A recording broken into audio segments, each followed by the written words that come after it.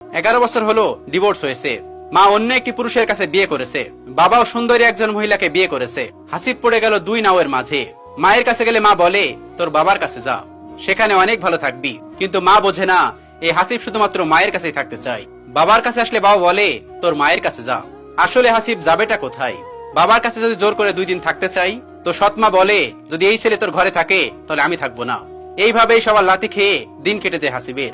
আল্লাহকে বিচার দেয় হাসিব। তো এইরকম করতে করতে একদিন হাসিব তার মায়ের কাছে চলে যায়। হাসিব বলে মা আমি তোমার কাছে থাকবো। মা বলে কেন, তোর বাবা কিছু বলেছে?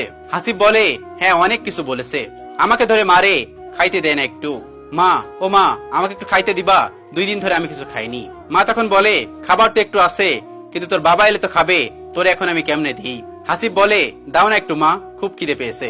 মা বলে যদি এসে খাবার না পাই তাহলে আমাকে অনেক মারবে রে। হাসিব বলে মা একটু খাবার দাও না, আমি যে খিদার জ্বালায় মারা যাইতেছি। মা তখন বলে আচ্ছা কাল আই, কাল তোকে খাবার দিব। হাসিব বলে তোমার পায়ে পড়ি মা, একটু দাও না খাবার, আমি আর আসবো না, কথা দিলাম। মা বলে আচ্ছা একটু খাইতে দিলে আর আসবি না তো আমার কাছে? হাসিব বলে না মা আর কখনোই আসবো না, এই উঠোনে আমি আর কখনোই আসবো না। এরপর হাসিবের মা কিছু একটা ভেবে এক মুঠো ভাত নিয়ে আসে হাসিবের জন্য। মা বলে এই নে তাড়াতাড়ি খেয়ে এখান থেকে চলে যা।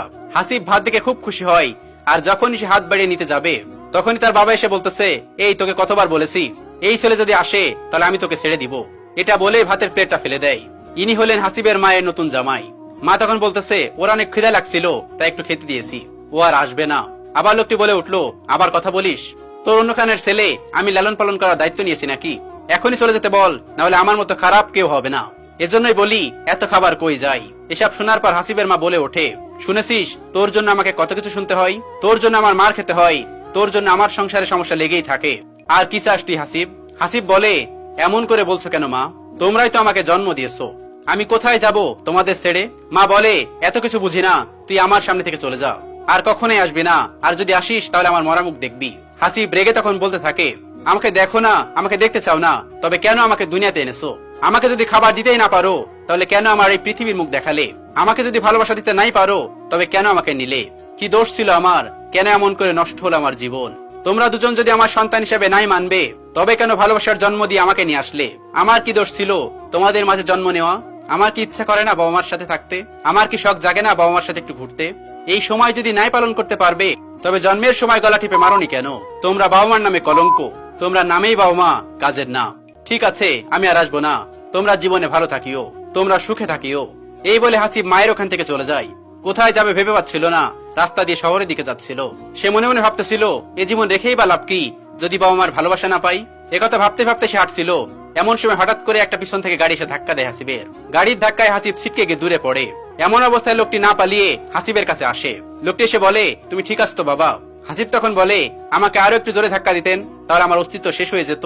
লোকটি তখন বলে কি বলো বাবা, এই বয়সে তুমি মারা যেতে চাও? কি বলে সব? হাসিব বলে আপনি শুনে কি করবেন? আপনি কি আমাকে খাবার দিবেন, ভালোবাসা দিবেন, আপনার কাছে রাখবেন যে আমি আপনাকে এসব বলবো? লোকটি তখন বলল আরে বলো না, শুনি না তোমার জীবনের কাহিনী। এরপর হাসিব সবকিছু বলতে থাকে লোকটিকে। লোকটি তখন বলল তোমার এতটুকু বয়সে এত কষ্ট, তুমি আমার সাথে চলো, আমার সাথে তুমি থাকবে। হাসিব তখন বলে না আপনি যান, আমি আমার ব্যবস্থা করে নিব। লোকটি তখন জোরাজোরি করে না এটা বলে তো হবে না, তুমি আমার সাথে চলো, আমি তোমাকে দেখে শুনে রাখবো, আমি তোমাকে বড় করব। হাসিব তখন বলে কিন্তু আপনার ছেলে মেয়েরা কি ভাববে? লোকটি তখন বলে আমার ছেলে মেয়ে আছে, ওরা অনেক ভালো, ওরা তোমাকে বুঝিয়ে নিবে, মানবে। হাসিব বলে সত্যি বলছেন তো আপনি? তখন লোকটি বলে হ্যাঁ রে বাবা সত্যি বলতেছি, চলো। হাসিব তখন বলে ঠিক আছে তবে চলেন। হাসিব তখন বলে আচ্ছা একটি কথা, আপনি আমাকে খাইতে দিবেন তো? লোকটি তখন বলে হ্যাঁ অবশ্যই খাইতে দিব। এরপর হাসিব আর কোনো কথা না বলেই লোকটির সাথে হাসিব গাড়িতে ওঠে। গাড়িতে ওঠার পরে হাসিবের জ্ঞান হারিয়ে যায়। হাসিবের যখন জ্ঞান ফিরে আসে তখন সে শুনতে পায় আশেপাশে অনেক কান্নাকাটির শব্দ। তখন সে নিজের দিকে খেয়াল করে তার সম্পূর্ণ হাত পায়ে বাঁধা। এখন তার বোঝা শেষ, হাসিবকে কেউ কিডন্যাপ করেছে। তখন হাসিব জোরে জোরে চিল্লাচিল্লি করতে শুরু করে থাকে। হাসিবের এমন জোরে জোরে চিল্লাচিল্লিতে সেই লোকটি আসে। লোকটি এসে বলে এত চিল্লাচিল্লি করতেছিস কেন? হ্যাঁ। হাসিব তখন বলে আপনি আমাকে কি বলেছেন আর এসব কি? আপনাকে বিশ্বাস করাটাই আমার ভুল হয়েছে। তখন ওই লোকটি বলে এই চুপ করে থাক, নাহলে তোকে আগে মেরে ফেলবো। হাসিব তখন বলে ও বুঝছি, গাড়ি থেকে এমন ধাক্কা দিয়ে কাছে এসে অনেক আদর করা, ভালোবাসা দেওয়া, কাছে নিয়ে আসা, এসব কিছু তাদের নাটক ছিল। হাসিব তখন বলে আমাকে একটু খাইতে দেন না, আমার অনেক ক্ষুধা লেগেছে। তখন লোকটি বলে এখন কোনো খাবার নেই, সময় হইলে সবকিছু পাই বুঝলি। এদিকে হাসিব খাবারের যন্ত্রণায়, ক্ষুধার যন্ত্রণায় শেষ হয়ে যাচ্ছে, তবু খাবার পাইতেছে না। হাসিব তখন বলে স্যার আমাকে ছেড়ে দেন না প্লিজ। লোকটি তখন বলে তোর সারার জন্য আমি এনেছি নাকি? তোর চোখ কিডনি সব নেওয়ার জন্য এনেছি। হাসিব তখন বলে, প্লিজ এমন করিয়েন না, আপনার পায়ে পড়ি, সবাইকে ছেড়ে দেন, ওদের মা বাবা তো চিন্তা করতেছে। তখন লোকটি বলে, এত কথা বলিস না, না হলে এমন মার দিব না। হাসিব আর কিছু বলে না ভয়ে, কারণ এখানে বললেই তো এখানে বোকামি হবে। এরপর হাসিব দেখলো যে একটা ছেলেকে ওদের সামনে মেরে ফেললো। এটা দেখে সে ভয়ে কান্নাকাটি করে শুরু করে দিল। তারা তখন বলতেছে, সবাই চুপ করো, না হলে সবাইকে ভয়ে মেরে ফেলবো। ভয় সবাই চুপ হয়ে গেল। তখন হাসিব বলে উঠলো, সবাইকে তো মেরে ফেলবেন, কাউকে একটু আগে, কাউকে একটু পরে। একথা বলতেই হাসিবকে তারা টেনে এনে নিয়ে আসে। তুই একটু বেশি চিল্লাচিল্লি করতেছিস না? সেই লোকটি তখন তাদেরকে বলতেছে, এই এটাকে আগে শেষ করে দে। কিছু না বলেই হাসিবকেও সবার মতো একই কাজটাই করলো। লোকটি তখন জোরে হুঙ্কার ছেড়ে বলল, এই এটারও চোখ আর কিডনি বের করে নে।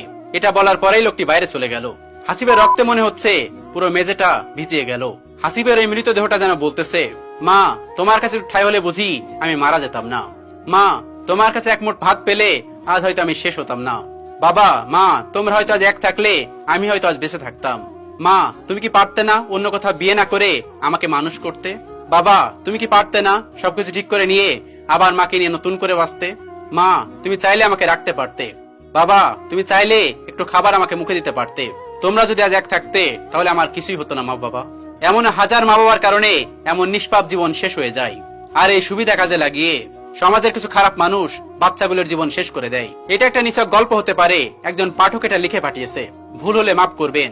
চেয়েছিলাম গল্পটি সবার মাঝে তুলে ধরতে, কারণ আমাদের আশেপাশে প্রতিনিয়ত এমন কিছু কাহিনী ঘটে চলেছে। সবাইকে আমার একটাই মেসেজ দেওয়ার আছে, যদি আপনাদের মাঝে কোনো ভুল বোঝাবুঝি হয়ে থাকে, যদি স্বামী স্ত্রীর ভিতরে কোনো ভুল বোঝাবুঝি, কোনো রাগারাগি হয়ে থাকে, তাহলে আপনাদের কারণে হয়তোবা পরবর্তী জেনারেশন বা আপনার সন্তানদের ক্ষতি হতে পারে, বা আপনার সন্তানরা ছিন্নমূল হয়ে যেতে পারে। সেজন্য একটু রাগ অভিমান ভুল বোঝাবুঝি থাক না, চলুক না। জীবন তো খুব ছোট, এই ছোট্ট জীবনটাকে একটু ভুল বোঝাবুঝি মান অভিমান মানিয়ে নেই। কারণ আপনারা হয়তো আলাদা হয়ে যেতে পারেন, কিন্তু সন্তানদের কি হবে? তারা তো ছিন্নমূল হয়ে যাচ্ছে, তাদের তো কোনো শিহর থাকতেছে না, তারা তো সারা জীবন ওই কষ্টে দুঃখে পার করতে হবে। এমন ভাবে অনেক জীবন নষ্ট হয়ে যাচ্ছে।